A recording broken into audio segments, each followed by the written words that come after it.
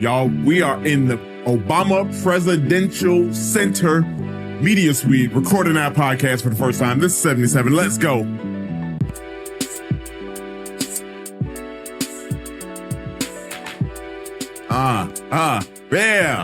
Yeah. We live, baby. Welcome to another episode of 77 Flavors. If you're new here, thank you for joining us. It's a great episode for you to be joining us at. Yeah, this is a good one. We are a podcast that every week we visit a piece of Chicago history and we talk about it. We break it down. We dissect it. We zhuzh it up. No, we don't zhuzh it. No, we don't zhuzh it. We tell it as it is. We add jokes. So we sprinkle some vibes. But yeah, and if you're not new here, welcome back. Thank you so much for being here. We actually just celebrated our 5-year birthday. Yeah. Celebration for us. Hey. It is. Hey, yeah. Hey. It is. So if you've been here for 5 years, 5 days, 5 weeks, 5 minutes, thank you so much for all that you do to support us, whether it's sharing the episodes or following us on socials or subscribing to the newsletter. We are very happy to have you, and we wouldn't be here without you. Mm-hmm. And yeah, I just wanna put that out there. I want to put them hearts out there. Huh? If you want to join us for a little bit of a celebration next month on July 28th, we are having a dinner with Chef Sarah Stegner and Chef Ethan Lim from Hermosa at Hermosa. They will be cooking a dinner, and all of the proceeds from that dinner will go to our nonprofit 77 Flavors of Chicago to support getting people out into the neighborhoods and continuing their education. There you go. But today we are here at the Obama Presidential Center. Yeah, buddy. It is I can't even believe we're here. Yeah, I can't believe it. Honestly, you know what? Looks a little different. This is our first time. If you've been with the podcast for a long time, we've never been inside of a studio recording our podcast in that fashion. I'm not gonna lie, that sounds great. To me, it don't sound any different. It don't sound any different. The setup is different, but that's cool. But also, the important thing is that we are here at the Obama Presidential Center, being able to cover what's going on and talk to some execs and really just be here for a historic weekend. Yeah, it is Juneteenth weekend. We're here on the 20th. Yeah. Actually, we spent all day yesterday here just enjoying the day. Yeah. We created some content that's on our Instagram if you want to check that out about what the vibe was like. But it was a vibe. It was truly just like electric. Yes, it's electric. It was it was incredible. I mean, there was thousands of people. Yeah, it's a ton of people. People were dancing in the plaza. There were music and food, and it was just like a giant party. Yeah. It was a 13-acre party. 19 acre party. 19 acre party. You don't short them on there.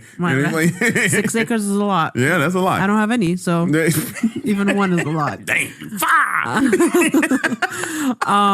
But yeah, it was just so incredible. We had previously visited the campus for a preview, and so we experienced it with a couple hundred people, and that was still a lot of people. It still felt full, but yesterday it felt full. Yeah, it felt like it was doing what it needs to do. Yes, it feels like what the Obamas and what the foundation wants it to be. Yeah, hope, joy. Joy, love, peace. You know what I mean? Like creativity. Sparks your mind. The campus is huge. Today we're going to talk to a few different people from the foundation. just a few different people.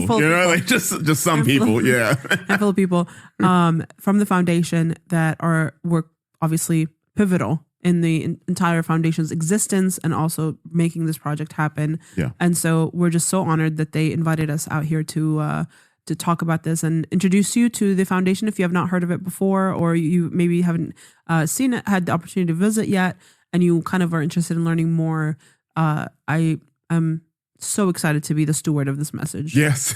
honestly, when we got that email come across, talking about, hey, got an idea. Like, what? Yeah. Unreal. Yeah.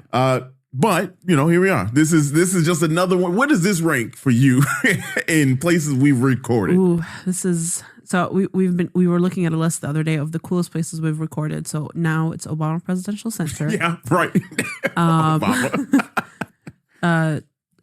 The Nile River. The Nile River kind of lit though. That was kind of crazy. The desert in Jordan. Yeah. These don't even sound like real places. Jane Addams' bedroom. Jane Addams' bedroom. Glessner House living room. dining room. But yeah. Sears Tower with Jeffrey Bear. Where else with Jeffrey Bear? Where were some? Oh, Glesson House with Jeffrey Bear. And the Hull House. The Hull House. That again. Jeffrey Bear just takes us everywhere. Yeah. Anyway, today we have some of the execs that are running the show over here at the Obama Presidential Center, and we get a chance to talk to them and find out insight that you might not know of, some that we do know of, explanations, and just to get the vibe check of how they feeling. You know what I mean about this huge opening. Mm-hmm. Okay, cool. I'm glad. So what he said. Yeah. So what we gonna do? So what we gonna do is we're gonna jump into the stream of interviews. Now, I will preface this. This is gonna be a two-parter if you are watching this on video, or audio. I'm sorry. If you were listening to this on audio, it's gonna be two parts. So if you want to hear both will be out at the same time. So it's gonna be at the same time. So you can just keep on going. But we're just gonna release them at the same time. Anyway, we're gonna get into it. You ready to lock in? I'm ready. Let's go.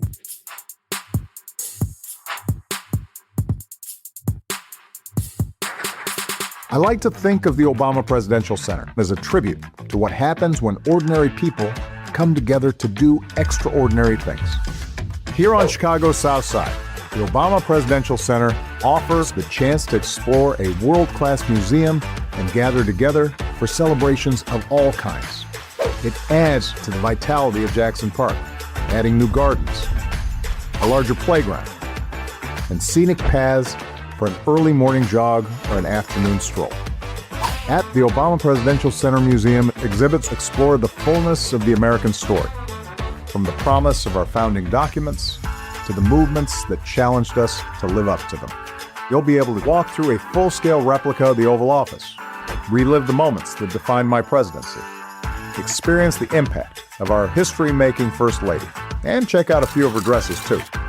And atop the museum, you'll be able to take in some stunning panoramic views of the city we love. We designed the Forum building with a focus on the creativity and imagination that's always defined this city. Here, programs and leadership trainings support and connect the next generation of change makers here in Chicago to those from all around the world. Public libraries are essential institutions, and that's why the Obama Presidential Center offers a new branch of the Chicago Public Library, and on the roof, a garden. At the center of it all, a public plaza welcomes visitors for live performances and community festivals. A huge green lawn to throw a frisbee or spread out a blanket. And once it turns cold, we'll open up the best sledding hill in the neighborhood. At Home Court, visitors not only come together to get active, but to take action. That's the Obama Presidential Center. It couldn't be more important to us that it's happening right here on the South Side. This is the place Michelle was born and raised. It's where I got a start as a community organizer.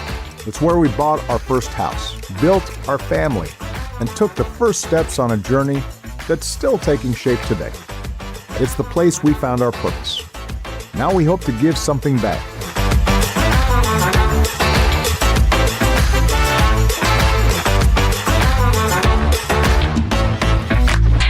Hey, that was fantastic. Our first guest today is the Chief Executive Officer. I had to say the whole thing. It sounds really fancy.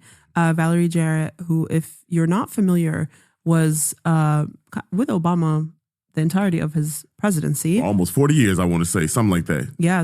Valerie Jarrett is the CEO and a member of the board of directors of the Obama Foundation. She oversees the creation of a new world-class cultural and civic institution on Chicago's South Side and the foundation's programs that inspire, empower, and connect people to change the world. Ms. Jarrett is also a senior distinguished fellow at the University of Chicago Law School and the author of the New York Times best-selling book, Finding My Voice, My Journey to the West Wing and the Path Forward. Jarrett is a board chairman of Civic Nation and serves on the boards of Walgreens, Ralph Lauren, Ariel Investments, and the University of Chicago and the Sesame Street Workshop. Oh, wow. She also serves as the Goldman Sachs 1 Million Black Women Advising Board, the Bank of America Enterprises Executive Development Council, and the Microsoft Advisory Council. Stacked portfolio. On top of being Obama's senior advisor. Yeah.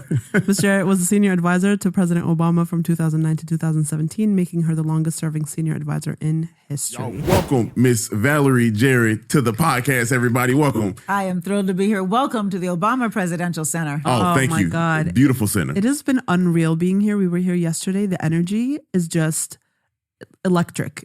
Well, speaking of electric, they were doing the electric slide out on the plaza. Did we miss that? Yes, you did. Oh, my I'll goodness. show you some footage of it. We had a DJ, and the whole plaza was one big Wow. electric slide. Oh, my goodness. I do a mean electric slide. Do you? Oh, yeah. I go come crazy. back. I'll be back. I'll do it with you. Okay, let's go. Let's go. Y'all heard it. How have you been feeling this weekend? How are you? I'm just thrilled. I'm absolutely thrilled. I look at people's faces and I see what being here, this experience has meant to them. Yeah. And it's just everything. Yeah. It's absolutely everything we hope for. Yeah. Yeah. I mean, you could just tell that the love and energy that was put into this center, the people are just really bringing it out. They are. You know. They are. And Yeah. we could build the platform, but the richness comes from the people. Yeah. And how they experience it and the surprises that we see, what resonates with people, Right. the relationships that are formed while people Right. are waiting in our lines, whether it's for the portrait or Yeah. to go into the Oval Office. Yeah. They are talking to people who are complete strangers. Yeah. Right? And we need that. We missed that so much. The whole addiction to our telephones. Don't get me started, but No, keep going. Talk your I talk. think that we're missing just like the community. elixir of life, which is relationships and community, and the sense that I can be kind to my neighbor and I can be kind to a stranger, and I can find something in common with a stranger Yeah. too. Absolutely. How do you hope that the center kind of brings that out in the community and kind of creates that space where people can come and create that feeling? Well, we're going to work hard to. Well, first of all, we've already worked hard to make it inviting, and we worked with the surrounding community. We had countless community meetings asking them what they would want to see from their neighborhood and their neighbor. And so, for example, we built the parking garage underground, so we don't have a big surface parking lot All the separating us ugly from cars and everything up there. Yeah. hide that away Yeah. and then put grass over it. The barbecue pits, everybody loves a good barbecue, Yeah, yeah. picnic tables, the Chicago Public Library, the Athletic Center, and the playgrounds. Let me tell you, my grandchildren had a ball on. I had to drag them out of the playground. Yeah, drag them out. Grandchildren, I had a ball.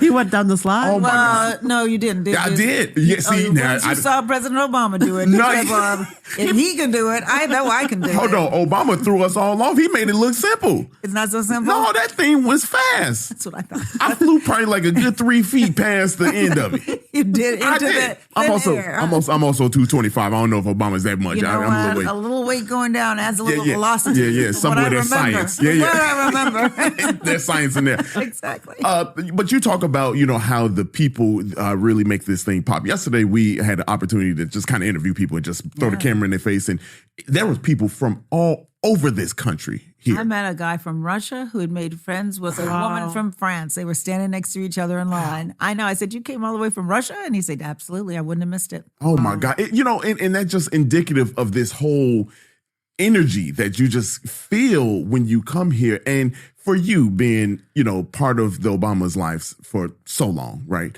And being friends with them and getting to know them. How does this make Miss Valerie Jarrett feel, when you see this? Proud. So proud. I just cannot tell you that it just reflects their values. This is a neighborhood where Michelle grew up on the South Side, and to be able to give this gift back to a community. And look, I grew up riding my bike through Jackson Park, and Right. my parents told me I couldn't go to the point, so I couldn't get to the point fast enough. Yeah. And then I know. You had to do it. They're like, you can go anywhere you want, but you can't go to the point. I'm like, where's the point? Let's get to the point. Now I want to know. I want to know. They shouldn't have told me that. I know. I may never have discovered it. That's me. So I'm riding up and down the lakefront. And even as I remember at 10 or 11, we could ride all the way up and down the lakefront with my cousins. And you could see the difference between the south side lakefront, downtown, and the north side. And I was like, how come they've got all those trees and flowers and things and we don't have any of that? Right. So to be able to be responsible for investing $850 million back in this community and, the construction jobs, 5,000 construction jobs, and we hired people from the community. The permanent jobs that we have, a little less than 500 total for the foundation, 250 right here. Wow. Hired a lot of folks from the community. And our hope is that what we are doing is creating opportunity. Yeah. People now have good paying jobs. They can afford nice homes.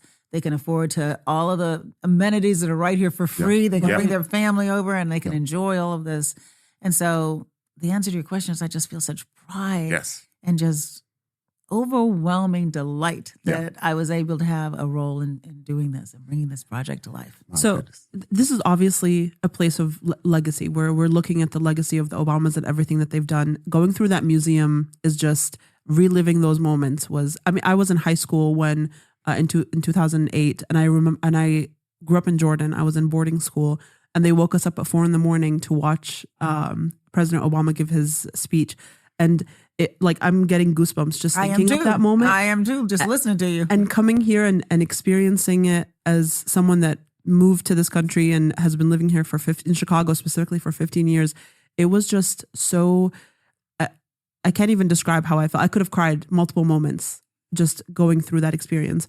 And I'm curious, how do you hope that this foundation takes, the idea of the legacy but making it a place that's relevant and for young people and alive and for people to come and continue to enjoy it for decades to come? It's such a good question because this is not a time capsule to the past. And it doesn't begin with President Obama's election. Right. It begins with the founding of our country and our with the Declaration of Independence. That's the first thing you see when you go up the escalator. And the reason why he wanted to do that and then move from there to slavery, the Civil War, the end of the Civil War, and then the Reconstruction, Jim Crow. And it shows, we go forward, we go back. We go sideways, we zig, we zag.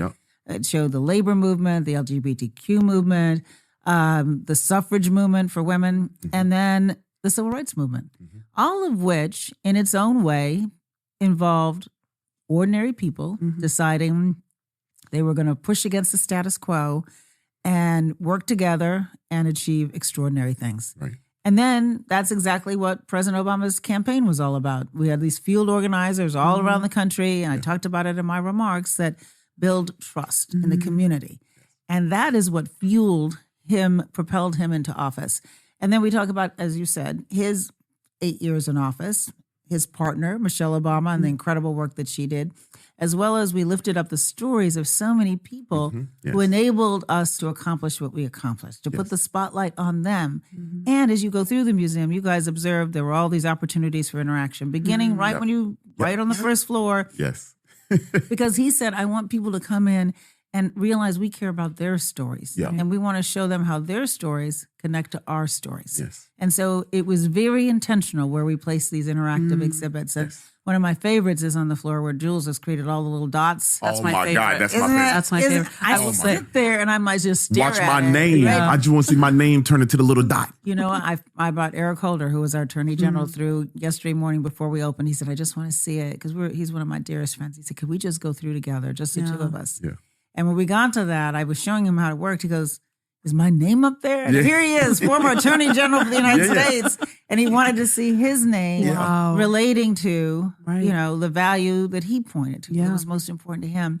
So the answer is that after you've done all that, when you finish, the hope is that you will figure out, well, how can I take that sense of the infinite possibilities and apply it to my life? Yes. How can I bring change home to my community? Yes. And then the rest of the campus is for fun. Yes. We want people to enjoy themselves and to look at this as and it's funny. It took an awful long time from the time he left office. Let me tell you, I got a lot of gray 5 years hair. is a long time, huh? No, 10 years. 10 years. It was 5 and then turned into 10.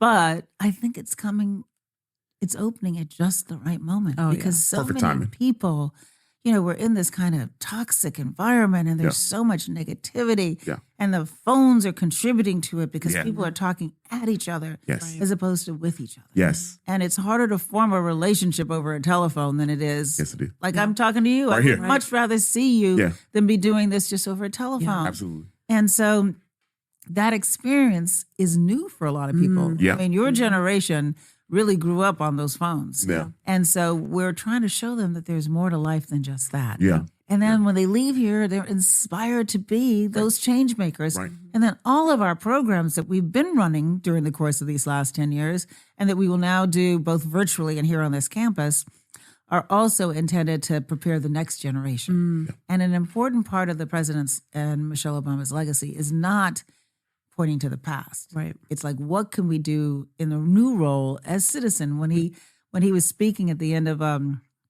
his last term in office, he came back home to Chicago and he gave a speech I'll never forget. And he said, look, this isn't about my ability to bring about change. It's about yours.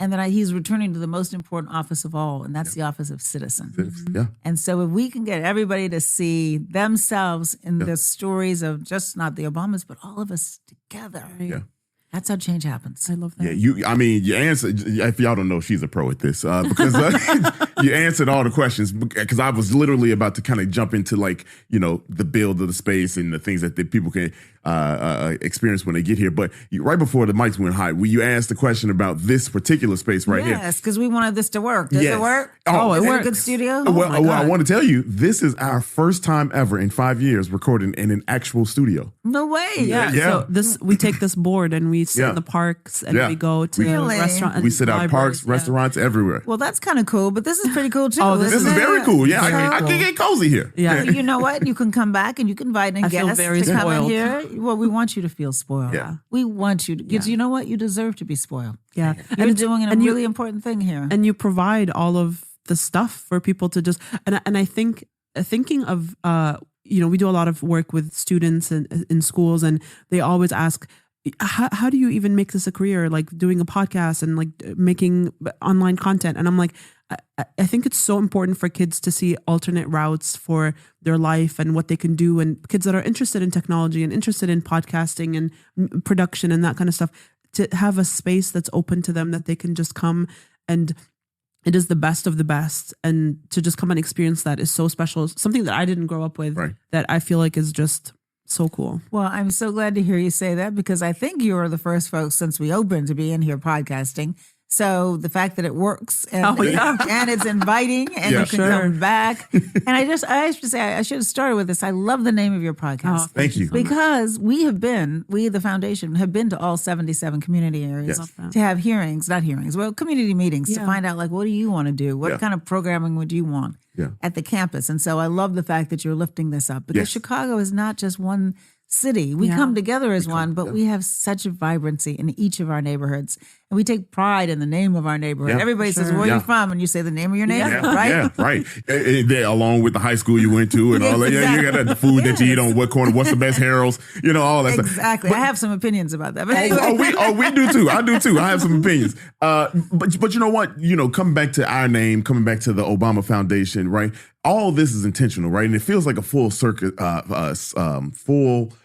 Circle? Yeah, circle. Yeah, Circle moment. Full circle Full moment. circle moment. I was about to say circus moment, not full circle moment.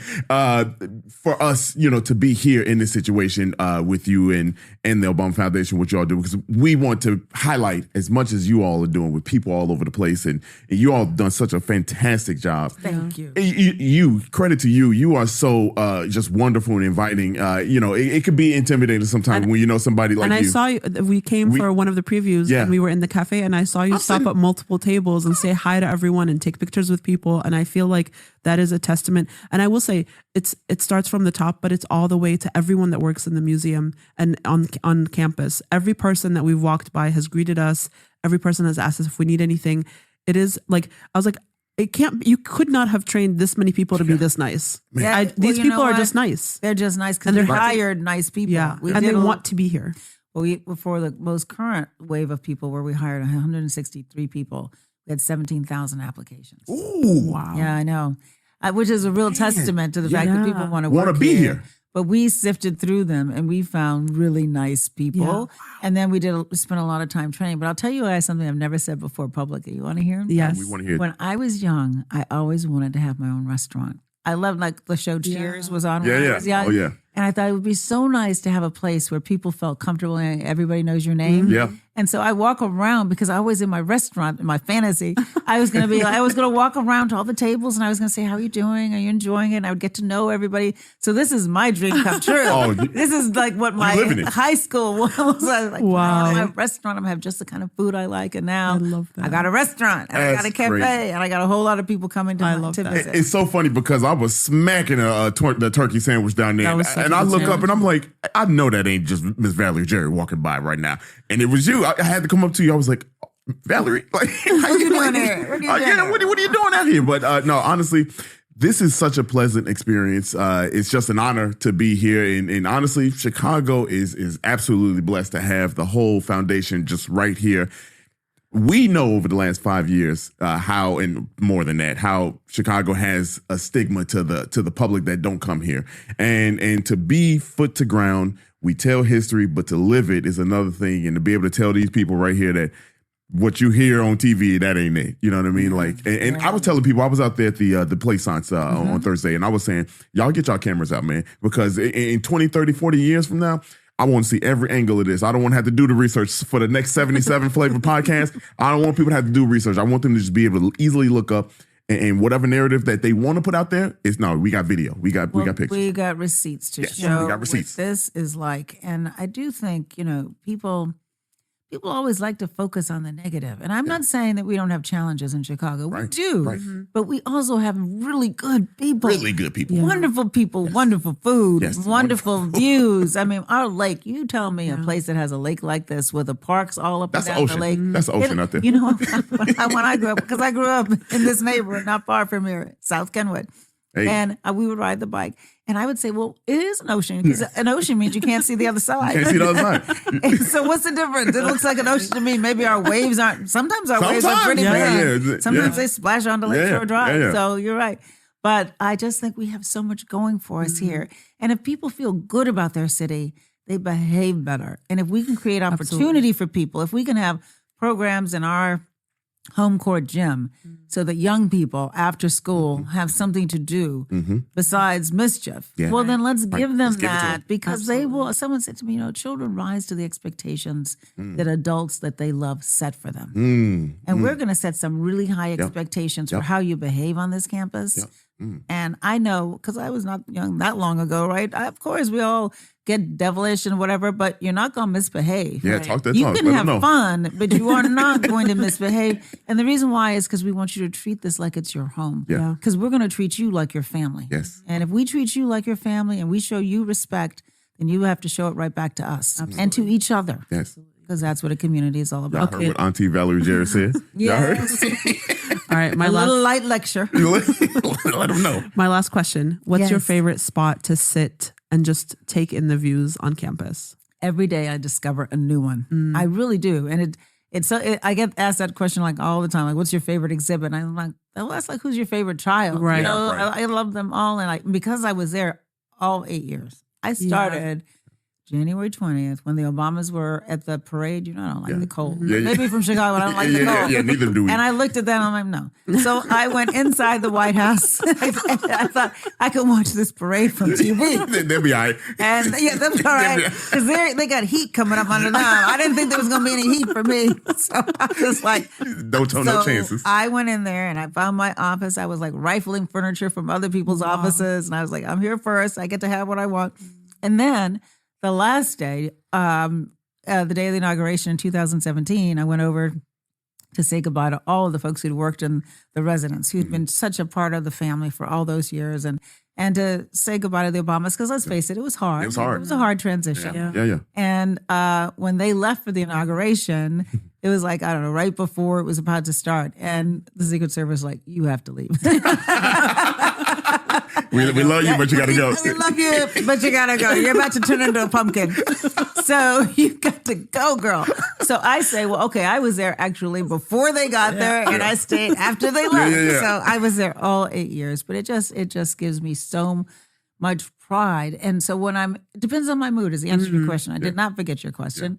But I like to go up in the Sky Room because I have strong deep ties to the University of Chicago. And so when you look west, and then I love looking out over our campus and the fact that we face in that room south and west. And then my very first summer job was at the Museum of Science and Industry and the University of Chicago. So hospital. Oh, wow. So you right home. You right here. And then I ended up on both boards. Wow. So I saw that from the ground and I saw it from the board. And so then I love to look out at the museum and the lake.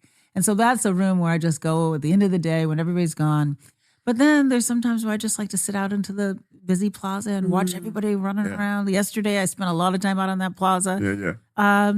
And there is a little space right in the Forum building outside of the auditorium. It's just a little seating area. Yes, I love Did that you area. see that? Yes, absolutely. And yes. because you can see everything, but you you're can kind look of in, in yeah. your own little cubby hole. Yes. And then I love off the restaurants, they've got all these little courtyards. It's And the Richard Hunt. I was just about to Yes. say Richard Hunt. Yes. That was, You know, it's a little secret there. it's so, But because it's kind of all by Right. itself. Yes. It's not like out there. Right. But we're Yeah. going to put some tables out there. I don't know if they're Oh. out there yet.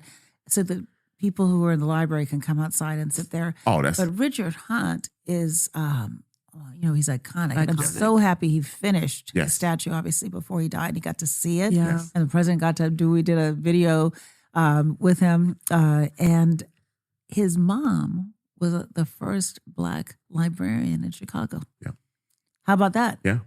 How about that? Yeah. History. Wild. Crazy. Crazy. So I love that courtyard. Yeah. And at night, it's so special. We were out testing the lights a couple of weeks ago, and it's just beautiful. Beautiful. It's that. beautiful. Yeah. So, well, thank you so much for being here. oh, we done. This was- I really enjoyed Look, it. hey, are we good? We can keep on going. I got the hook. She gave me the hook. Okay, all right. Keep my eye on it. You the boss, so you tell us. That's enough. You come on now. Quit while you're ahead. Hey, honestly, it is an absolute honor. Come back. We gonna We be will. back. Don't Back worry. again. Yeah, I'd yeah. love to talk to you Thank all you so again. much. Have Absolutely. other guests come in. Yeah, For sure. absolutely. This is your home. Thank you so much. You are much. so welcome, you guys. Take care. You too. Miss Valerie Jarrett, everybody.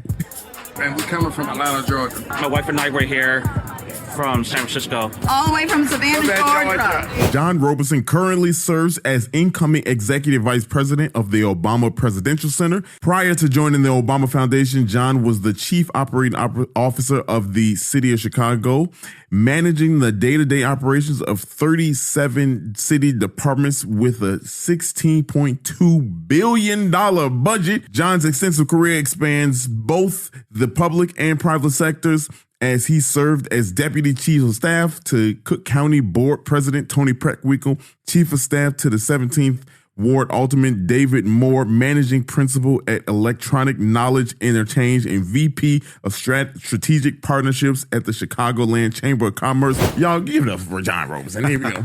How you doing? Man, I'm doing great. Yeah, it feels like I a saw you championship. outside yesterday shaking hands and kissing babies. Yeah. Yes. Yes. Metaphorically. That's right. That's Yeah. right. That was amazing. It was a lot of fun yesterday. Yeah. There was just so much energy on the campus. We had our museum visitors, but it was everyone who wasn't going to the museum, who was all over the campus. I had this one young group of boys. They were called the Black Tie Boys. Yeah. And they came here from Monroe, Louisiana. Oh, wow. No tickets. Wow. Just Pulled up. hoped. No pun Yeah, intended. yeah. Perfect Yeah. place for that. But hoped that there would be an opportunity for them to come in and experience the museum.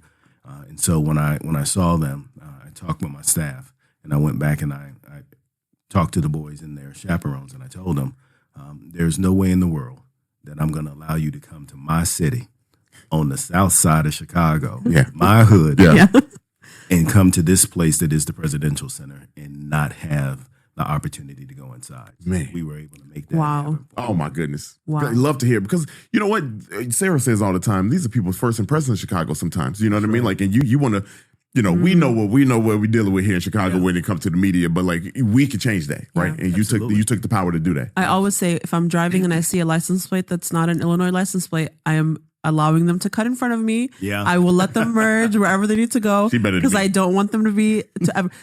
I feel so much pride in being and living in this city, and I feel like you really felt that yesterday from the Chicagoans that were here. But you also, I loved watching people from other states and other countries just mind blown that this is the South Side. Like this is what I'm like. Yeah, we knew that this is possible here, and it was just such a moment of pride to watch it. It was. And here's what I found so amazing yesterday. Like, I met someone,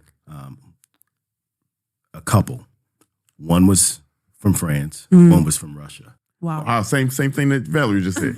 And it was just amazing because they came here. And what I am very clear about, and what the folks who work here at the Presidential Center are clear about, is the intentionality behind every single person who comes here, whether they're going to the museum or whether they're simply going to the playground. There is an intentionality behind wanting to to be here. Yeah, make sure we hear you.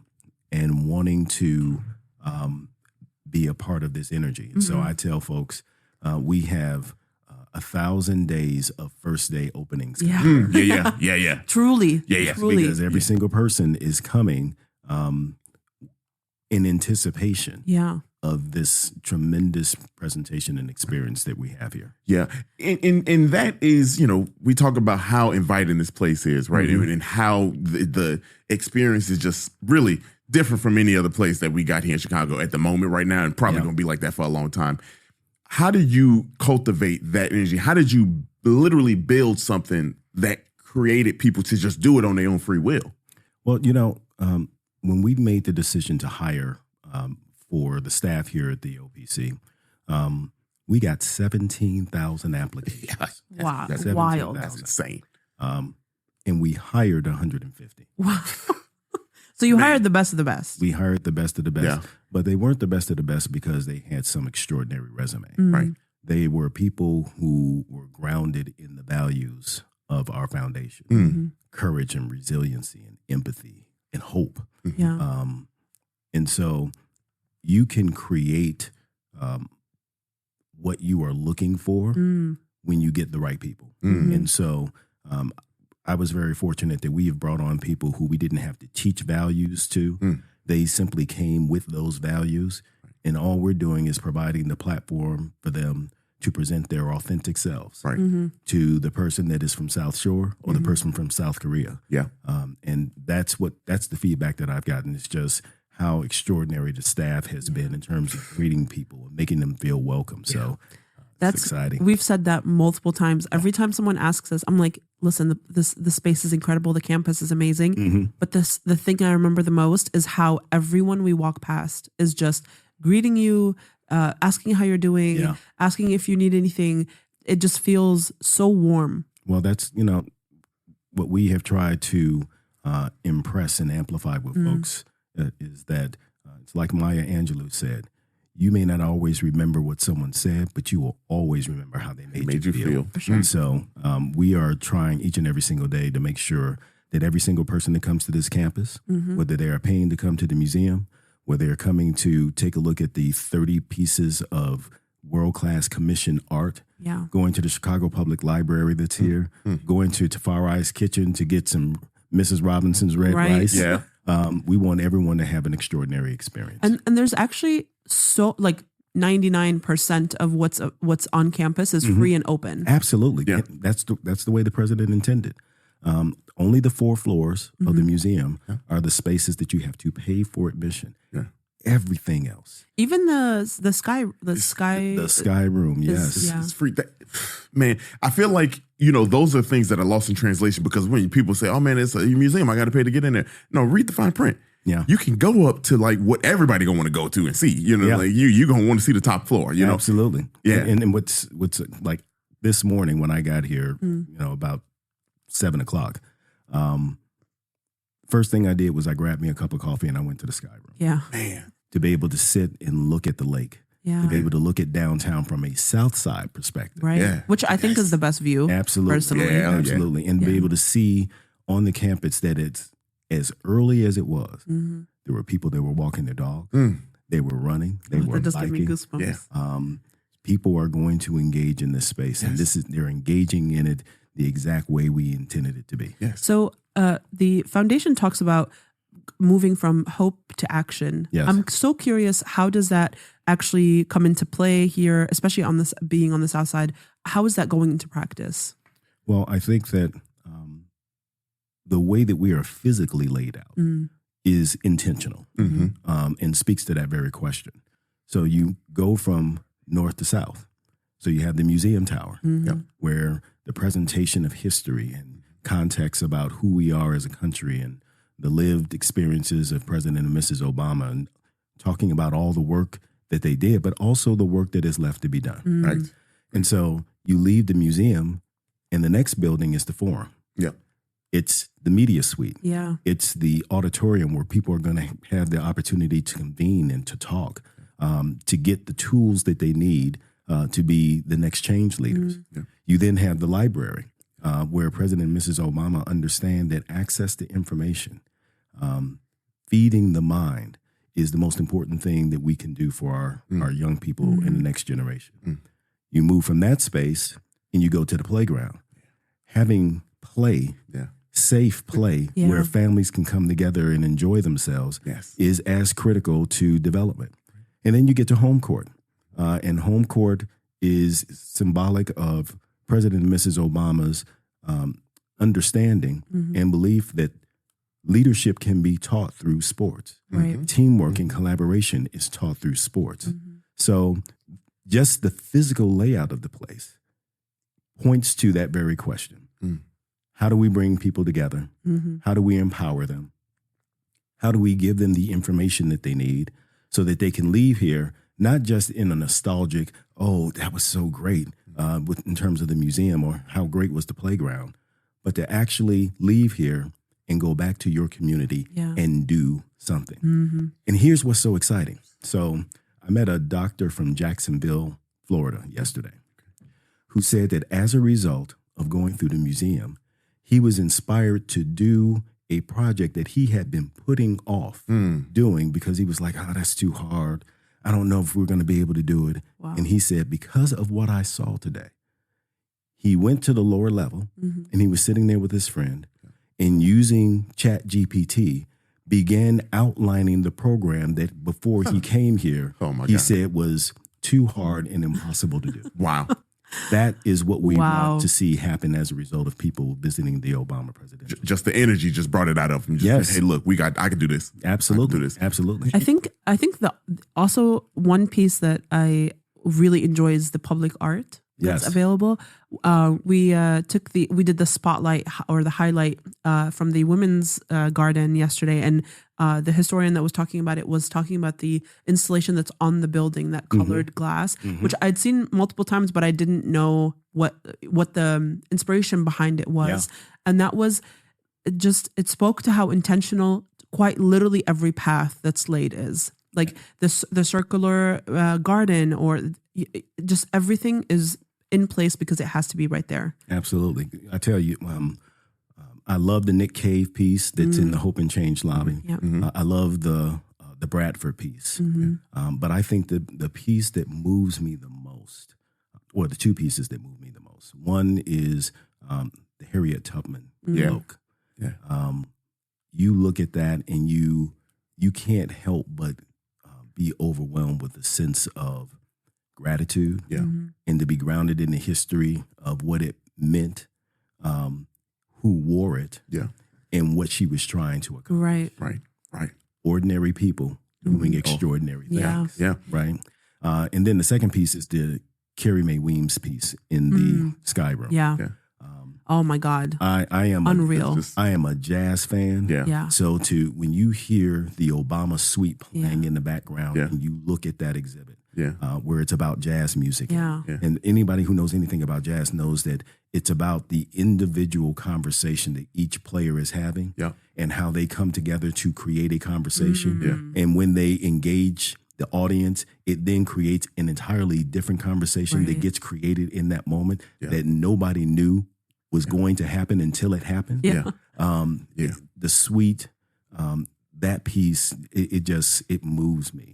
And so, we have some extraordinary art, and you can just come to the campus just for the art. And it's free. And it's free. Again, for the people that didn't hear, it's free, y'all. It's free, y'all. You know, it's funny listening to your passion. You just like Valerie, you answered the question beforehand because I was gonna say, what gets you fired up, ready to go? But this place seems like it just has the ability to bring out of you something that I don't think you knew you might have had in you. You know, and so I walk as much as you all talk about like this is a past, present, future type of thing situation here, right? Emphasis on the future, right? I can't help that first floor after you leave going to the second floor, right? It takes you back to that 2008, that speech right there. Every time it seems like that's the moment where I'm like, I'm ready to go now again. You know what I mean? And it's almost, was that intentional to like have you ready? Because like after you go through that part, you are heading towards the future. Absolutely. So the museum is designed in a transcending storytelling narrative. Yeah. So that you start there with the building blocks of our democracy, with the Constitution. But you also see the contradiction because you see the document by the Cherokee Nation. Right. Yep. To be juxtaposed right next to each other. So we are already starting with the question of who do we want to be as a country? Right. And then to go through the lived experiences of the president and the first lady. And then to go to the campaign and then to go to election night. I watch people in tears looking at that. And I think that, this presentation is not about aspirations. Right. It's about possibility of people being able to see themselves in the work, seeing themselves in their lived experience in the presentation. This place means a lot to me personally because I'm not just born in Chicago. I've been raised by Chicago. Before I came here, I was the chief operating officer for the city of Chicago. And going all the way back to 1997, being the chief operating officer of the city of Chicago was my dream job. Yeah. Right. Yeah. Right. And so then one day I get a call from Valerie. You got to pick up. Yeah, you got to pick up. I mean, it's Valerie. And she said, "Hey, I know you got that little job over there. Not little job. You know how that goes. You know when they say your little job." But she said, "What would you think about coming to the foundation and being in charge of the Presidential Center?" And so I sat there processing that for a few seconds, and I was like, "Yeah, okay, I'll do that. I want to do that. I think I'm available. I think I can do that." It was. This has been such a journey. I went from my dream job to a job I never dreamt was even possible. Ooh. Yeah. Boy, don't.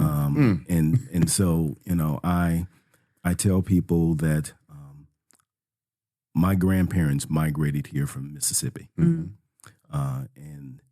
we are the descendants of enslaved people.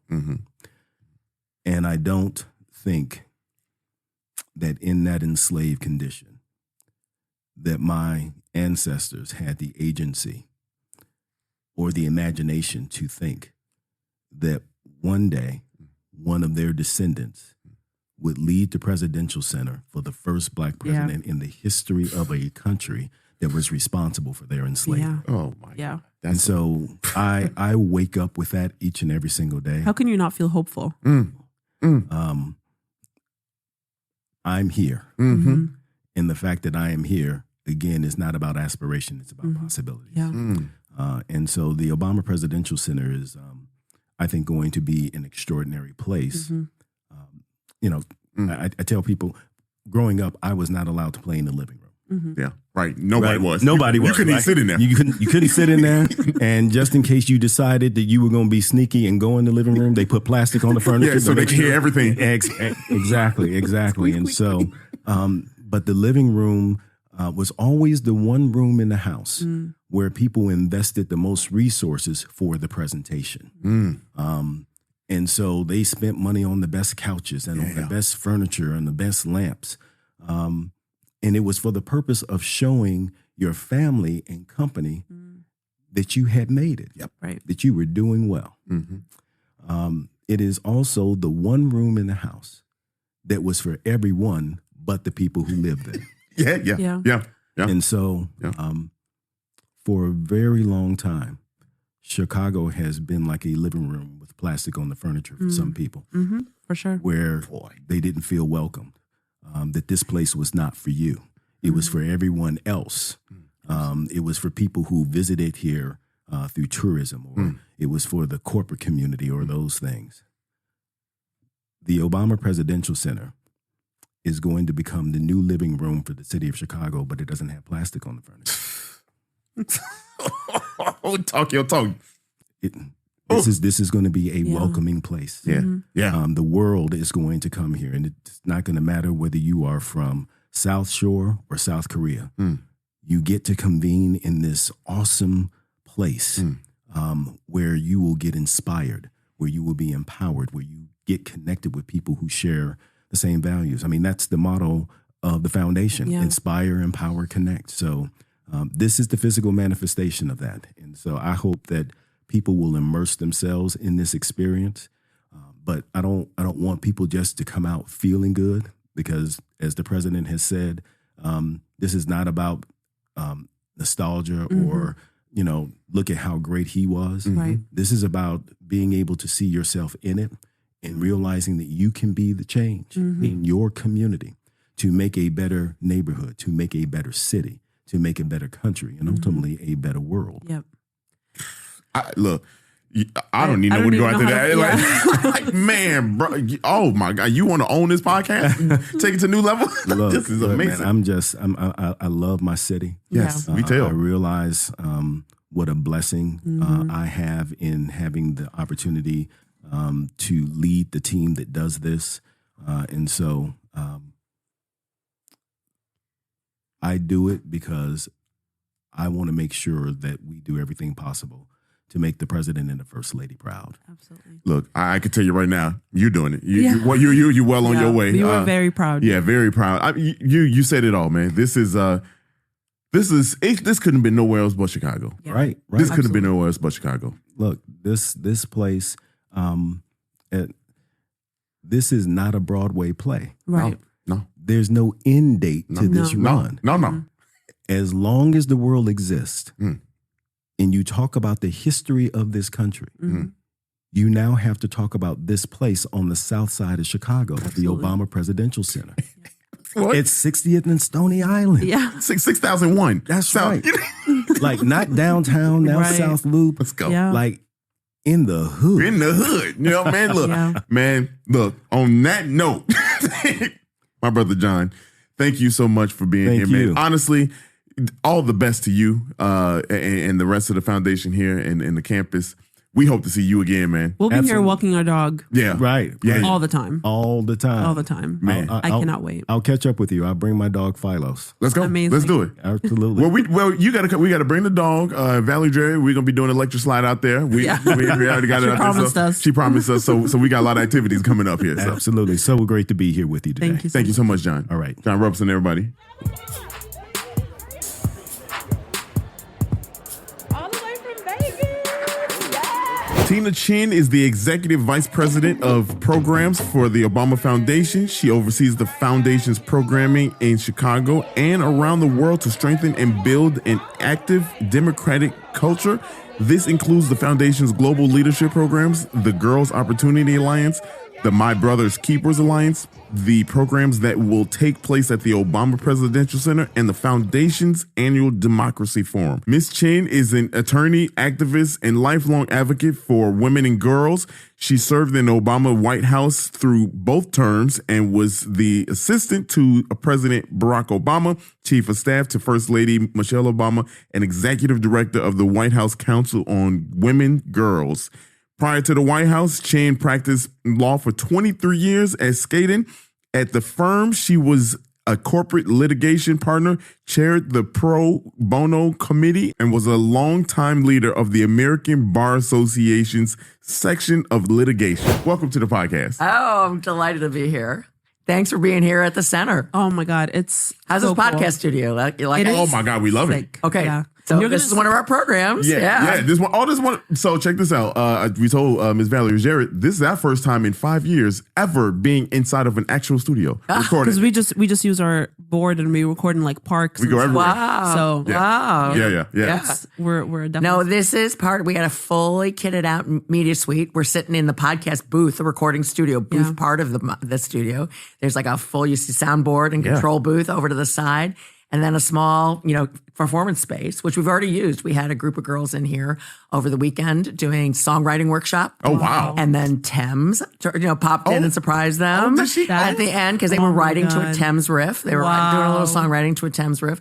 And then Mrs. Obama popped in, Oh, my at God. the end to say hello to Wow. them. How do you continue on after that? Yeah. But it's an example. We partnered with After School Matters Yeah. and with the Chicago Public Library, and we're going to do, that's kind of our program we will do. Like U Media, Yeah. the great U Media Yeah. program. They'll be able to use this space and. other kinds of programs to teach kids how to do recordings or performances. And this is just one of the spaces that we're going to use to do that. Beautiful. So when you were originally kind of looking at what kind of programming that you wanted to be here, what were the 5 main categories that you were looking at that to kind of you needed to have here? Well, part of the programming was driven by a lot of the work our public engagement team, led by Mike Stratmanis, had been doing over the years. And we were meeting with the community, doing surveys of the community. Consistently, the number one thing the community wanted to see from the center was activities to occupy their young people and give them career paths. So that was a very formative piece of our programming. And then the second thing was health and wellness. So we weren't just going to leave out other folks, other age groups, but and so we're doing that. So that those two things probably shaped it. And then the third thing was our spaces. Really, what can these unique spaces like this media suite, like Home Court, like the Fruit and Vegetable Garden, what can we build around those? Because look, Chicago's a city that's rich with programs. And we want to not step into this and take over stuff. We want to be value added, right? We want to join with folks. And so the start is what's our unique spaces. And then in keeping with that sentiment of not taking over and knowing how many great programs are, all our programs are going to be worked with a partner. It's not, After School Matters. Right. We got Urban Growers Collective is our partner together with Chicago Botanic Garden. That's the Fruit and Vegetable Garden programming. We're working with them. We have 773 Peace Walkers. So they're going to start doing a walking program for seniors, and based out of Home Court. So, that's kind of the model, is to really, Media, take what great programs in Chicago, partner with them, make use of our unique space and what we can do, and build from there. Yeah. And I think the really cool thing is we heard so often on this podcast right now that you've created a space that is inviting to everybody, right? And you made these different programs for anybody, any age, come through here and feel like they are welcome. How are you getting that message out there that people just know that all the time? You know what I mean? Because things get lost in translation. You see the Obama Center and you think museum only, you think library, you think, okay, that's it. How are y'all communicating with the rest of Chicago, not just the Hyde Park area, Jackson Park area, letting them know, hey, come on down. We got these things going through. Well, you guys. There you go. And we've had actually great press and having all of you on campus, and watching and seeing and talking to folks. I saw a lot of press yesterday on our opening day on Juneteenth, just getting interviews from people so that they enjoyed it. So I think that word's getting out. There was so much talk about how limited the museum tickets are already sold out, and people are anxious to get into the museum, but there are 19 acres here, beyond those 4 floors that, are, free here to do. And, I watched people when I came in this morning before anything was open, which is what we wanted. Kids already in the playground at 8 a.m. on a Saturday morning, people taking their morning walk, people jogging. Saw a guy riding through the park who said, I work at MSI and I'm riding through here. This is wonderful. Just riding his bike through the walkways that we've created. We were here yesterday for 5 hours, I think. And we did not go inside a single building. And we spent the entire time outside, in the parks, in the garden, in the fruit and vegetable. We were just in the plaza. There was so much going on. Wow. I mean, we literally, maybe we went in Home Court, but that was, we were there for 5 minutes. And that was it. No, that's what we want. Today we're going to have even more. So get out there today. There's going to be very cool things happening on the plaza today. There's also cool things happening in the auditorium. So, we're going to, pretty soon, we're going to have a forum talk by our architects on the creation of the OPC.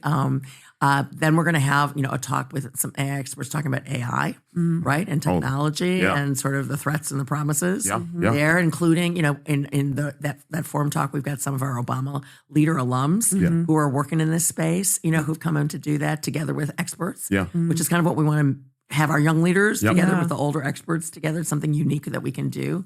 And, then we've got sports drills going on inside Home Court. So there's a lot and more to come. The president's very excited about what we can do in the auditorium, right? That. The kinds of ranging. We had Theaster Gates doing jazz music yesterday. Yeah, that's amazing. Today we've got these talks happening. So that's the range of kind of content and programming we want to provide. I love that. I'm a lover of library programs. I go to knitting circles, I go to book clubs, I go to cookbook book clubs, like all kinds of things. And I'm so curious, how open are you to like suggestions? If people are like, hey, I want like a knitting circle here, is it something that like they can approach? Well, we love suggestions. We actually have a ways to engage page. That's what it's called on our website. So Obama.org. Okay. And if you look up ways to engage, you'll pop a form will pop up. So if you've got a talent to offer, if you've got an idea, for a programming, what I keep saying is, we're people who are used to operating on campaign cycles. Yeah. Right? Yeah. Like yeah. election in November, primary in March, 4 years when you get elected, which is really only 2.5. Really, because then you got to run for reelection. Yeah. And this is now astonishing because after yesterday, when we opened, our time horizon is now decades. Right. Yeah. So Yeah. we're here. Yeah. This is not just get excited and I got to buy my ticket because if I don't get my ticket in November, it's going to be gone. Yeah. Yeah. This is not, as John Robertson likes to say, it's not a Broadway show. It's not going to open and close. We're here forever. Yeah. Yeah. So send us your ideas. Be patient with us. Yeah. We're still learning this space. I gotta Right. tell you, like we're learning where the power outlets are. I know. It's kind of basic. It's like when you move into a big new house, Yeah, yeah. right? Yeah. You're I not should've quite put sure one how, right there. Yeah, you don't know how everything works. Doesn't all work at the same time either. So we're learning that. It's a brand new house with new construction. So be patient with us as we figure out what works and what doesn't work. But we would love ideas. And so that's what the Ways to Engage page is. And it's absolutely something me and my team look at. It's not like a dead letter place. Right. I think the best part about this whole experience that we have here at the OPC is that you all aren't ducking opportunities to improve. You're not ducking opportunities to include everybody. I just really love how you all are taking this feedback, and it's indicative of Mr. Obama.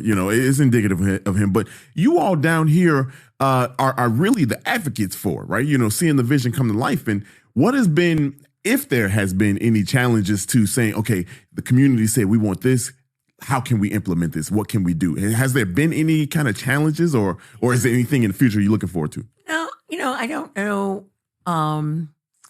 One of the things that is a limiter on how much we can do is finances. Right.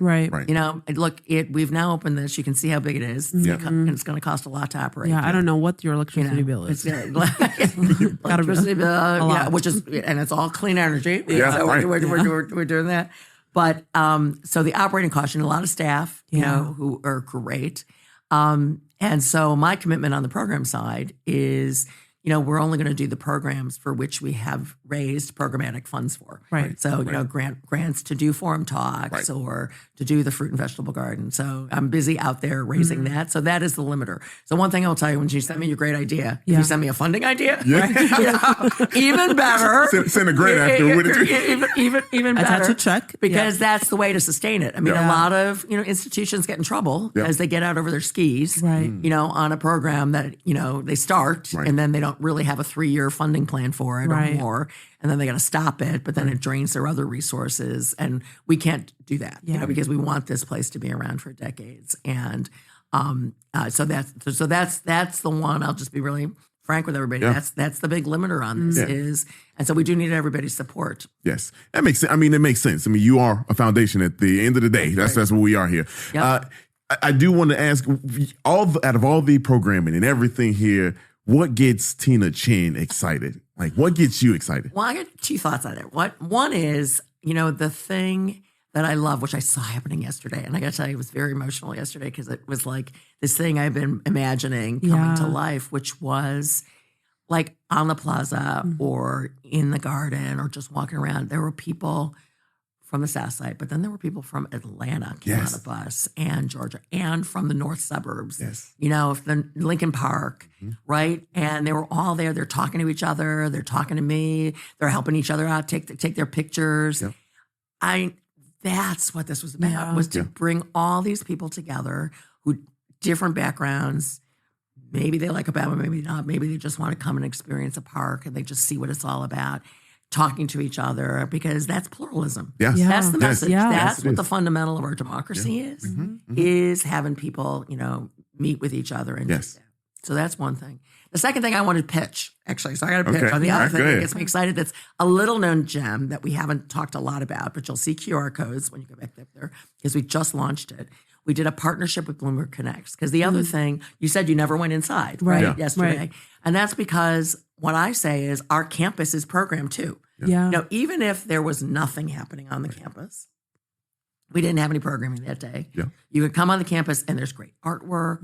There's great history in the buildings. There's great talks about climate, how you can engage with your family.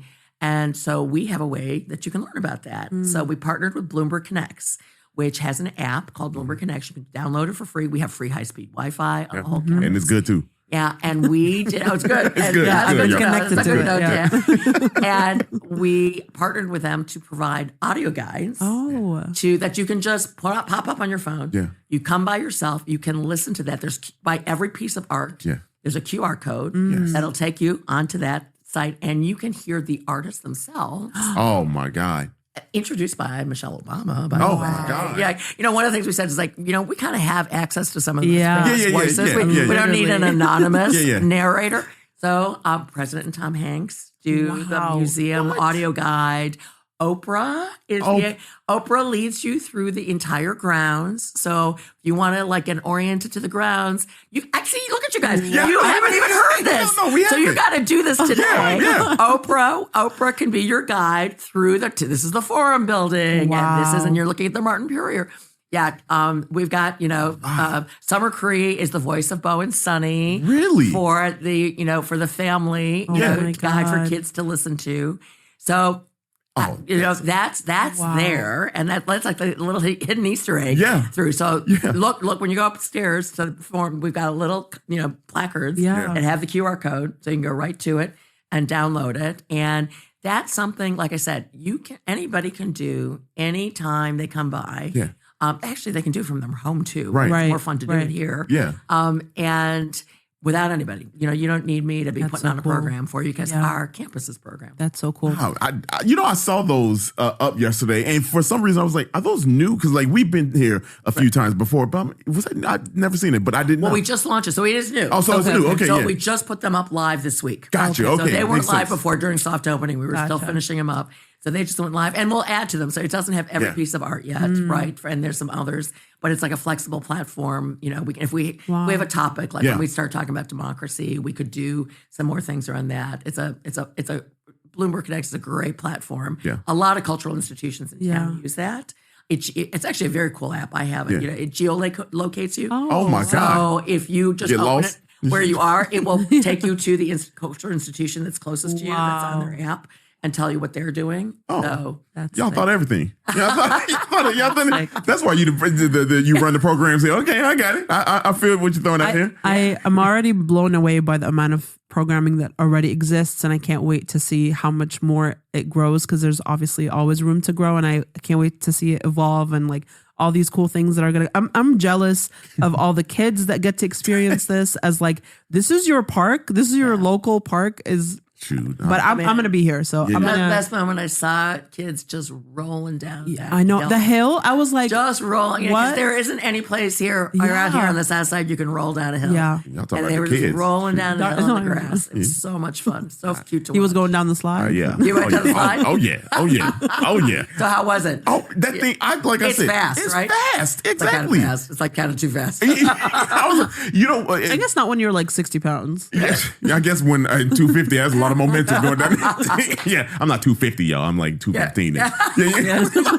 It's still a lot of weight going down the slide, but no. This is honestly, I love what's going on here, and hearing different aspects of it from all of you all, the exec team down here.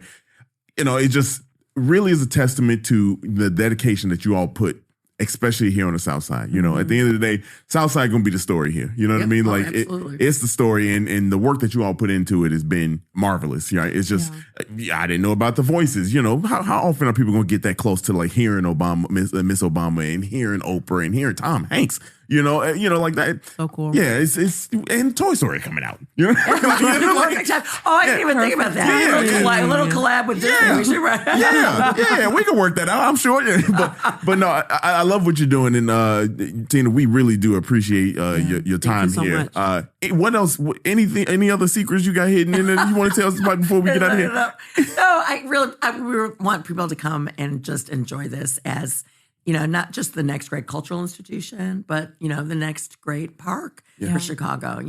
We should be like Lincoln Park, like when you think of Chicago and you think of Lincoln Park and Grant Park, you should think, now think of the Obama Presidential Center Park, for sure. As part of it. That's what this is, in addition to then this great museum that's, attached to it as well. And look, I love this job. I am so excited about all the possibilities on programming that we can do, both from the fun, let's see what artists we can bring into the serious. We're going to deal with serious issues around democracy and trust in each other and, all of those, fundamentals and the values that we have. And, it's a great place to have those kinds of conversations. We plan to have a lot more. We plan to have a lot more here, and of all sorts, right? Because well, we really appreciate you being here because you are how we're going to get the word out. So, really want all your listeners to really, come and enjoy us. Oh, they gonna love it. They gonna be like, what are y'all doing in Obama Center? Like, we made it, y'all. No. Tina, again, thank you so much. We appreciate it. We know you gotta get going. I gotta go to another program. You gotta go to another program. There you go, y'all, ladies and gentlemen. Thank you. All the way from Honolulu, Hawaii. Hi, I'm Jeanette from Huntsville, Alabama. Okay, coming from Grand Rapids, Michigan. Thank you so much for listening to this episode. This is part 1 of a 2-part series. Part 2 is out now. You can just flow right into it.